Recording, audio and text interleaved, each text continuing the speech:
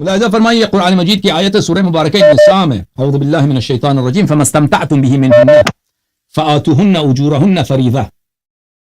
سورہ نساء میں آیہ نمبر ہے 24.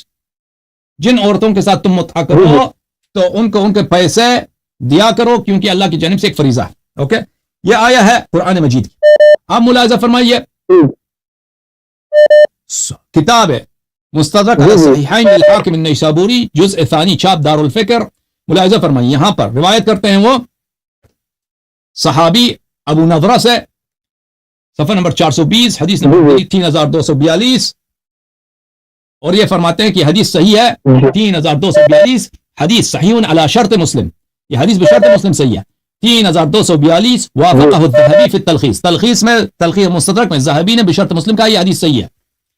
سمعت ابا نضر یقول ابا نضر اس طرح کہتے تھے قرأت علی ابن عباس میں نے اپنے عباس کے پاس یہ آیت پڑھی ہے فما استمتعتم به منهن فآتوهن اجورهن فریضہ. قال ابن عباس فما استمتعتم به منهن الى اجل مسمى. اجل مسمى کا مطلب پتہ ہے آپ کو؟ ہاں میں ابھی بتا دیتا ہوں. اجل مسمى لکھ کے آپ کو بتا دیتا ہوں کیونکہ یہ لفظ بڑا اہم ہے.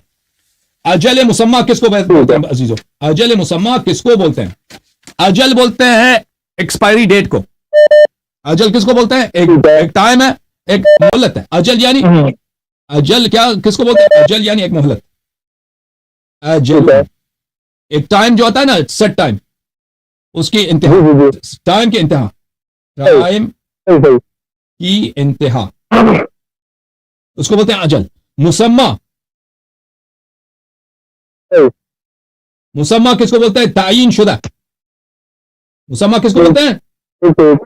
تعین شدہ. تعین شدہ یعنی پہلے سے تعین شدہ ٹائم. اوکے تو ابن عباس بشرط بخاری سے بشرط بخاری مسلم سے یہ حدیث کیا فرمایا عبداللہ ابن عباس نے؟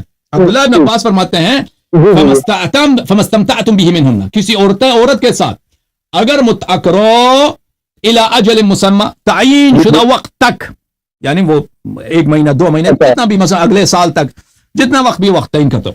فقال ابو نضرہ فقلت ما نقرأها كذلك. ابو نضرہ نے کہا یہ لفظ اجل مسمى یہ تو قرآن میں تو نہیں ہے.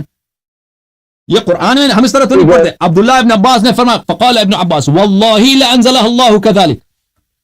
عبداللہ ابن عباس نے کہا اللہ کی قسم او بھائی آپ کی شور نہ کیا کرو نا سے. عبداللہ ابن عباس نے کہا کہ اللہ کی قسم یہ آیت اسی طرح نازل ہوئی ہے.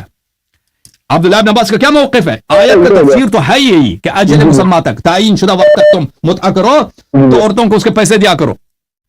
پھر فرماتے ہیں کہ نہیں یہ صرف تفسیر نہیں ہے بلکہ یہ اللہ نے آیت اسی طرح نازل کیا تھا. اچھا مزید دیکھو تفسیر طبری جلد نمبر 8 ملاحظہ فرمائیے القول فی تأویل قوله تعالی فما استمتعتم به منهن فآتوهن اجورهن فریضہ صفحہ نمبر 175.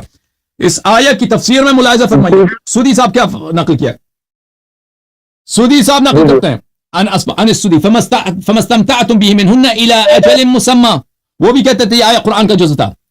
اچھا فهذه المتعہ یہ متعہ کی بات الرجل ينكح المرأة بشرط الى اجل مسمى. ایک شخص کسی عورت کے ساتھ نکاح کرتا ہے متعہ کرتا ہے الى اجل مسمى. اجل مسمى کیا ہے کہ وقت اس کا تعین ہوتا ہے پہلے سے. ويشهد شاہدین 2 شاہد کو لے کے آتا ہے. وينكح باذن وليها اور اس کے ولی سے اجازت لیتا ہے کہ بھئی میں متعہ کرنا چاہتا ہوں. وَإِذَا انْقَضَتِ الْمُدَّةُ فَلَيْسَ لَهُ عَلَيْهَا سَبِيلٌ وَهِيَ مِنْهُ بَرِيَّةٌ. اور جب وقت ختم ہو جاتا ہے تو پھر یہ آپس میں محرم نہیں ہے اور یہ ایک دوسرے مگر ایک دوبارہ نکاح کر دیں. وَعَلَيْهَا أَن تَسْتَبْرِئَ مَا فِي رَحِمِهَا اور اس پہ واجب ہے کہ وہ عدہ نکال دے تاکہ پتہ چلے کہ یہ حاملہ نہیں ہے. وَلَيْسَ بَيْنَهُمَا مِيرَاثٌ اور وہ شوہر اگر مر جائے تو عورت کو میراث نہیں ملتا متعہ میں. لَيْسَ يَرِثُ وَاحِدٌ مِّنْهُمَا صَاحِبَهُ اور مرد کو بھی اگر عورت مر جائے تو مرد کو بھی اس سے میراث نہیں ملتا. اس طرح روایت بہت زیادہ. اب سوال کیا ہے آپ کا؟